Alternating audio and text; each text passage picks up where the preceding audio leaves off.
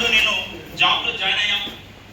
Almost 11 years ఒక ప్లేట్లో తిన్నాం, ఒక మంచంలో పడుకున్నాం. ఇద్దరం కూడా అన్నదమ్ముల కంటే కూడా ఎక్కువగా పెరిగి ఉన్నాం.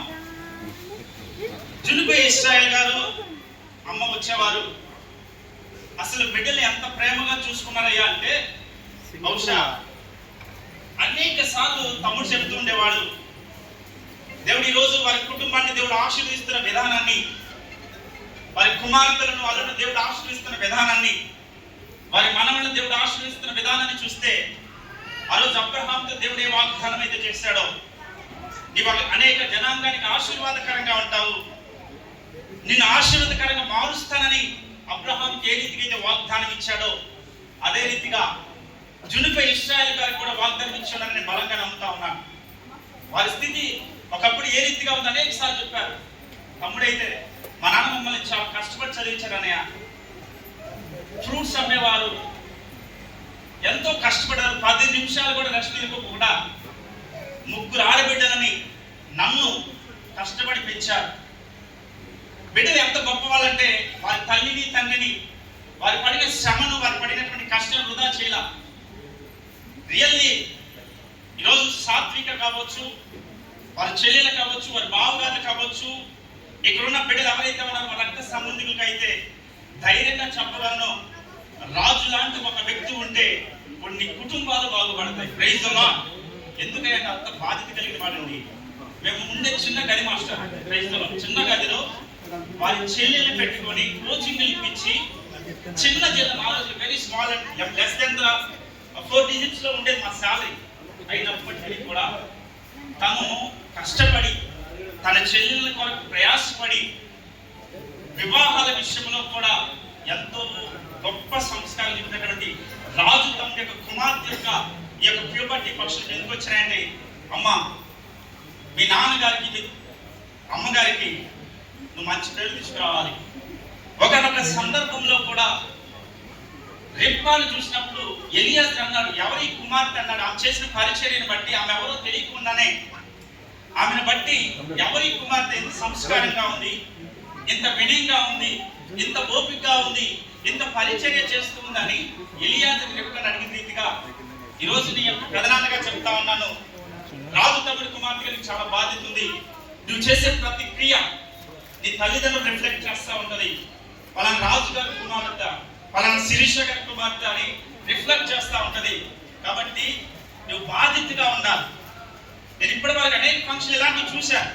నాకు 500 మంది సంఘం ఉంది, రోజులో 4-5 ఫంక్షన్ జరుగుతూ ఉంటాయి. కానీ ఈ రీతి ఒక దైవికమైనటువంటి నడిపింపుతో నిజంగా ఇది ఒక పరిశుద్ధాత్మ పూర్వకంగా జరుగుతున్నటువంటి ఈ యొక్క ఫంక్షన్ ఈ రీతిగా జరగడం మనందరికీ ఆశీర్వాదకరం. పేరు కూడా మనం ఆలోచిస్తే సాత్విక ఇజ్రాయేల్. నువ్వు నిత్యము కూడా నీ తల్లిని తండ్రిని సన్మానించాలి. వాక్యం రాయబడి ఉన్నది, నీవు భూమి మీద దీర్ఘాయుష్మంతుడగునట్లు నీ తల్లిని తండ్రిని సన్మానించమని రాయబడి ఉంది. ఈరోజు నువ్వు కొద్దిగా గొప్ప నువ్వు సుఖపడి ఉండొచ్చు, నీ కష్టం అంటే తెలియకపోవచ్చు, మీ నాన్నగారు ఏదడిగితే తెలుసు రావచ్చు, నీ కారు ఉండొచ్చు, నీ బుల్లెట్ ఉండొచ్చు, కానీ మీ అమ్మ మీ నాన్నగారు మీ అమ్మగారు ఉండే మీ నాన్నగారు కట్టలేదు. Praise the lord. మీ నాన్నగారు కష్టపడి దినదినము మీ కొరకు, మీ తమ్ముడి కొరకు, అమ్మ కొరకు, వారి చెల్లెలకు ప్రయాసపడ్డారు. నేను ప్రధానంగా చెప్తా ఉన్నాను, మీ నాన్నగారి పేరుని, మీ అమ్మగారి పేరుని, మీ నాయనమ్మ గారి పేరుని, మీ తాత కంపల్సరిగా తీసుకురావాలి. ఉండాలి. మూర్ఖులకు ఈ తరము వారికి వేరుగా ఉండాలి. అందుకని ఇంగ్లీష్ లో ఒక సామెత ఉంది, tell me your friends then I will tell you what you are. చెప్తే నేను అప్పుడు నేను చెప్తాను. కాబట్టి వాక్యం రాయబడి ఉన్నది, భౌతికమైన అలంకారం కాకుండా, భౌతికమైన వస్త్రాలంకారం కాకుండా అంతరంగ హృదయ సౌందర్యం దేవునికి ఇష్టంగా ఉంటుంది. కాబట్టి నువ్వు దినము వాక్యాన్ని ఎదురుగా పెట్టుకొని వాక్యం వెలుగులో నడుస్తూ నీ జీవితాన్ని ఆశీర్వాదకరంగా మార్చుకోవాలి. Praise the Lord. మన జ్ఞానం పొందుకోవాలి. అన్ని ఎదుట నీ స్థాయి గణపరిచే రీతిగా నీ క్రియలు ఉండాలని ఆశపడుతున్నాను. నీ జన్మనిచ్చిన తల్లిని తండ్రిని సన్మానించాలంటే నువ్వు కష్టపడి చదవటమే కాదు, గొప్ప డాక్టర్ అవ్వాలని ఆశపడుతున్నాను. ప్రైజ్ బిడ్డగా చక్రవర్తులని ఆశపడాలి.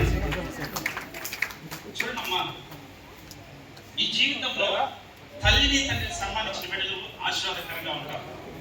డాక్టర్ రాజు తమ్ముడు శిరీష్ గారు నీ మీద చాలా బాధ్యతగా ఉంది. అందుకనే దైవం చెప్పారు, మనం దుష్టుల ఆలోచనలో కలవకూడదు, పాపుల మార్గంలో నిలవకూడదు, అపహాసుల దగ్గర కూడా కూర్చోకపోతే దేవుడు మనకి అనేకమైన ఆశీర్వాదించిన వాక్యం రాకండి. ఎప్పుడైతే ఈ మూడు విషయాల్లో మన బిడ్డలకి కలవనప్పుడు మనం నీటి కాలువలను నాటబడిన బిడ్డలుగా ఉంటాం. అంటే ప్రతి వసంతం కూడా ఆశీర్వాదకరంగా ఉంటాం. ఇది ఆల్ఫా జనరేషన్ లో ఉన్నాం, జెన్జీ జనరేషన్ లో ఉన్నాం, రాబోయే 60 జనరేషన్ లో మొబైల్ ఫోన్ లో ఉన్నాం. We are living very sophisticated world. మనం చెడిపోవటానికి అత్యధికమైన ఆస్కారం ఉన్నట్టు ఈ రోజున కూడా ఒక బాధ్యత కలిగినటువంటి కుమార్తెగా, ఒక బాధ్యత కలిగిన అక్కగా, ఒక బాధ్యత కలిగిన మేనకోళ్ళగా నేను ఉండాలని నేను ఆశపడుతూ ఉన్నాను. Praise the Lord. కాబట్టి నువ్వేం చేయాలి తెలుసా? దినదినము దేవుని యొక్క నీడలో పెరగాలి. నువ్వు చదువు ఉంటే సరిపోదు, దేవుని యొక్క పరిచయంగా కూడా ఉండాలి. అందుకని వాక్యం ఏమి రాయబడింది తెలుసా? యవన కాలమందులు పుట్టిన బిడ్డలు బలవంతుని చేతిలో బాణం వంటి వారు. యవన కాలంలో బిడ్డలు పుడతారా? పుట్టడం అంటే అర్థం ఏంటి తెలుసా? మారు మనసు కలిగి యవన కాలంలో ఎవరైతే బాప్తీసం తీసుకుంటారో వారు యవన కాలంలో పుట్టిన బిడ్డలుగా దేవుడు పరిగణిస్తూ ఉన్నారు. ఈ బిడ్డ కూడా లోకంలో పడిపోకుండా, లోక పేషలో పడిపోకుండా, లోకపు చూపులకు దీన సంగతి ఏమైనా మనకు తెలిసి అటువైపు వెళ్ళకుండా ఒక యెఫ్తా కుమార్తెలాగా, ఒక కాలేబు కుమార్తెలాగా, ఒక రాజుగారి కుమార్తె కూడా తండ్రికి మంచి పేరు తెచ్చి బిడ్డగా ఉండాలని ఆశపడుతున్నాను.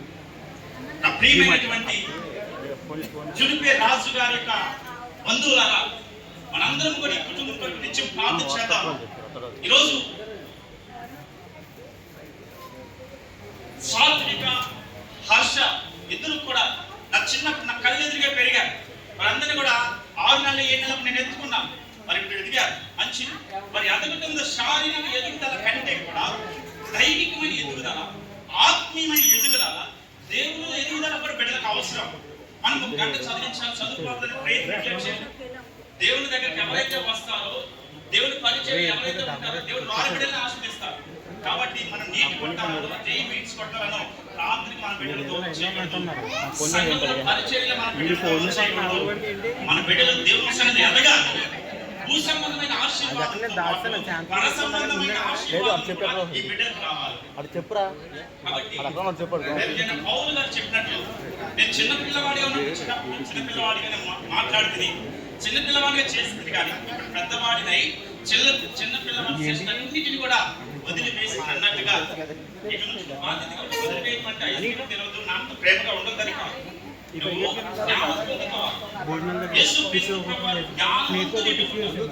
అతను 12 సంవత్సరాలు మాట్లాడుతున్నప్పుడు అందరూ కూడా ఆశ్చర్యకరంగా ఎంత జ్ఞానం ఎక్కడికి వచ్చింది అని అందరూ కూడా ఆశ్చర్యకర రీతిగా చూసిన రీతిగానే నువ్వు తెచ్చుకున్న ర్యాంకును బట్టి, స్కూల్లో మీ ప్రిన్సిపాల్ గారు, మీ ఉపాధ్యాయులు మీకు ఇస్తున్న సాక్ష్యాన్ని బట్టి నీ తల్లిదండ్రులు కూడా మంచి బిడ్డను కన్నాను.